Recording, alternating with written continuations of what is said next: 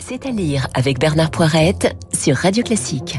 Ils sont 4, bien entendu sans casque, sur le même scooter. 4 jeunes Marseillais qu'on devine d'origine plutôt nord-africaine. Que dis-je, Marseillais? Ils sont du Panier, le quartier central historique juste au-dessus du Vieux-Port. Ces 4-là sont en couverture d'un extraordinaire petit roman qui conte les aventures et le destin de Stress et de ses copains. Nous sommes dans les années 90, les Parisiens n'ont pas encore envahi Marseille, et le Panier, c'est la vraie zone. Des taudis en enfilade avec prostitution et drogue à tous les coins de rue, coups de poing faciles et couteaux vite sortis. Stress et ses copains ne sont pas de vrais malfrats. Ils vivotent, ils essayent de surnager, ils font dans les petits trafics et ils regardent leur monde changer et disparaître. En grande partie à cause des venants. C'est Cassim qui a sorti ça un soir. On tombait des Heineken, on tirait sur des pétards. Un grand blond qui venait d'acheter une des maisons du quartier s'est ramené devant nous torse nu en claquette Bermuda. Il avait la tête du mec qui a pris la confiance. Il nous a demandé, avec une voix qui voulait faire copain-copain, « Salut les gars, vous auriez pas une ou deux feuilles à dépanner ?»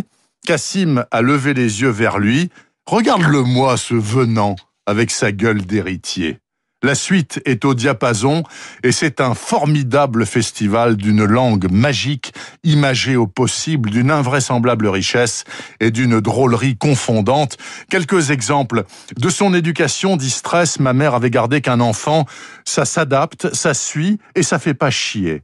Quand sa petite amie le plaque, Stress écrit tout simplement « Je suis sorti de sa vie comme on enlève un navet de son couscous. » Et parfois, quand il n'est pas en confiance, eh bien Stress se répète en boucle « 5 dans tes yeux ». C'est une expression qui protège du mauvais œil et que vous n'entendrez que là-bas, à Marseille. 5 dans tes yeux de Adrien Bels est paru aux éditions L'Iconoclaste. J'ai adoré, et pas seulement parce que je vis à mi-temps à Marseille. Et ce C'est à lire, comme tous les précédents, est d'ores et déjà sur le site Radio.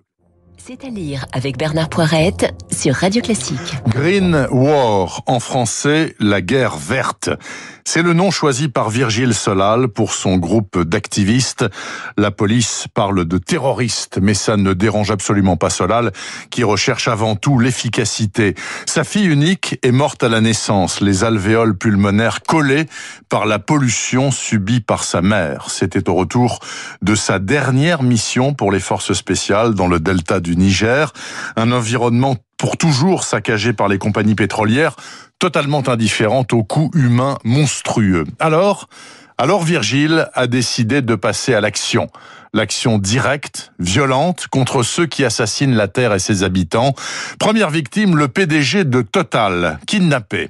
Il sera relâché si sa compagnie renonce à ses activités. Le conseil d'administration refuse. Le grand patron meurt, asphyxié dans la cage en verre où il est retenu quelque part en France. Il est le premier de la liste. Panique dans le CAC 40, mais aussi à l'intérieur, à la justice et à l'Élysée, car Green War ne se cache pas, diffuse et revendique ses actions avec le soutien de plus en plus massif de la population qui le fait savoir haut et clair. Vous voyez le problème. Formidable idée de scénario, parfaitement documentée et exploitée par Olivier Norek dans son nouveau polar à message qui est intitulé Impact. Ça se lit à fond de train et ça se termine par une photo. La photo d'un texte graffé voici 1 an sur le refuge pyrénéen d'Arémoulite. Le glacier d'Ariel, le plus à l'ouest de la chaîne, a disparu. Tous disparaîtront probablement d'ici 2040. Cette plaque atteste que nous savons ce qu'il se passe et que nous savons ce qu'il faut faire. Vous seuls saurez si nous l'avons fait.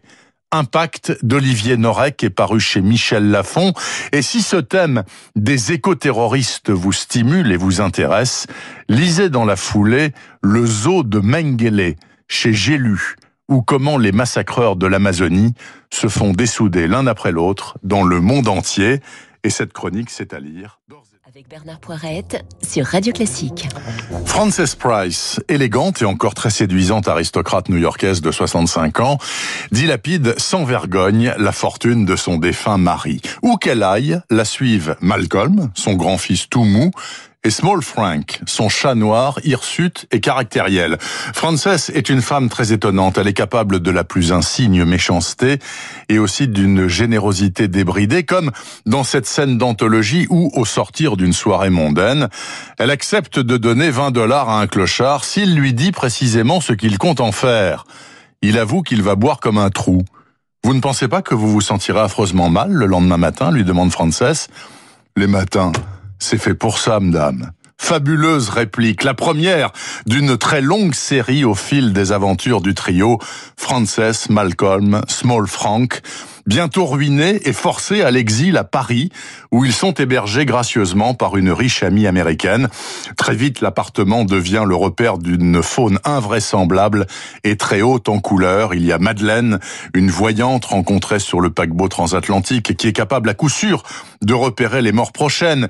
Il y a Julius, détective privé peu inspiré, mais tout de même très chanceux.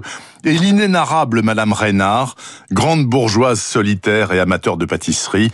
Tout ce beau monde est passé au mixeur de l'immense talent de Patrick DeWitt, qui donne un roman complètement fou et inclassable, supérieurement drôle et bien écrit, et surtout d'une originalité époustouflante, tout comme l'était en 2012 l'inoubliable western Les Frères Sisters, du même Patrick DeWitt, qui a été adapté au cinéma par Jacques Audiard. French Exit, c'est le nom de ce livre. French Exit, remède garanti à la morosité galopante de cette fin d'année.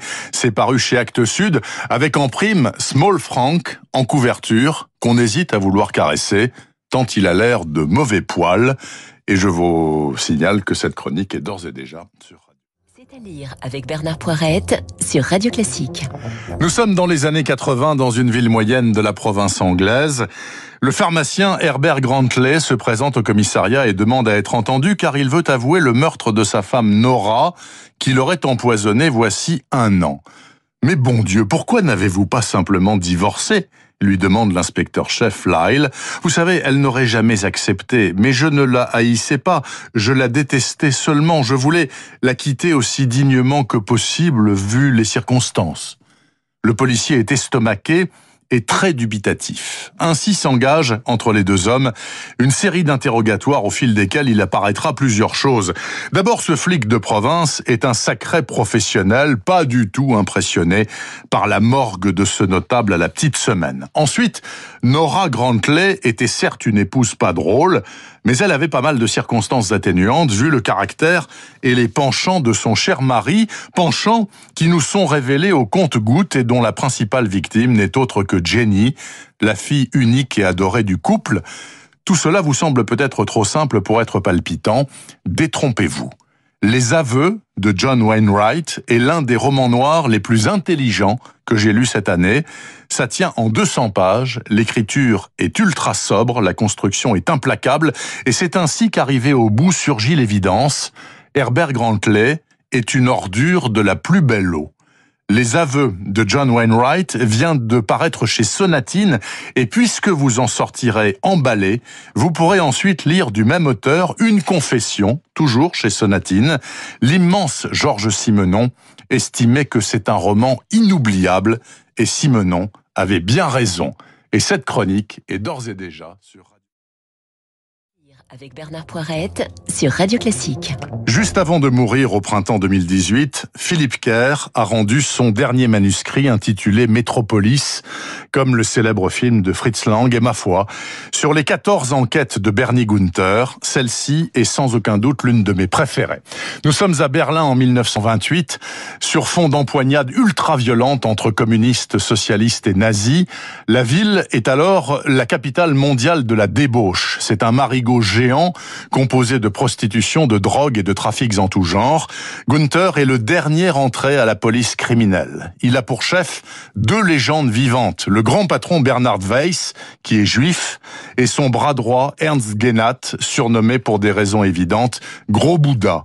Une première vague d'assassinats balaye la ville. 4 prostituées sont massacrées dans le même quartier.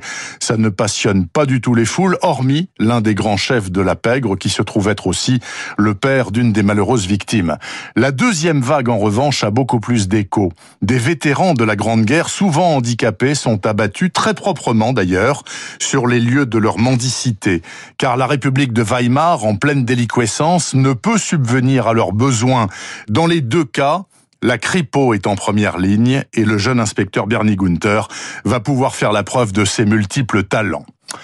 Que vous dire, mes amis? Metropolis est un monument du genre polar historique. L'intrigue est passionnante et déroulée sans le moindre temps mort. Tous les personnages principaux ont existé et la trame politique de fond est à la fois fascinante et terrifiante. Quant au lieu de la nuit berlinoise, tous fermés par les nazis en 1933, ils sont là, dans Metropolis, le cabaret des 100 noms par exemple, ou encore le Sing Sing Club, qui possédait une vraie chaise électrique. Voilà, c'est mon cadeau de fin d'année et la garantie pour vous de quelques heures de bonheur absolu avec Bernie Gunther qu'on ne reverra plus. Metropolis, ultime chef-d'œuvre de Philippe Kerr, vient de paraître aux éditions du Seuil. Prochain, c'est à lire le vendredi 8 janvier.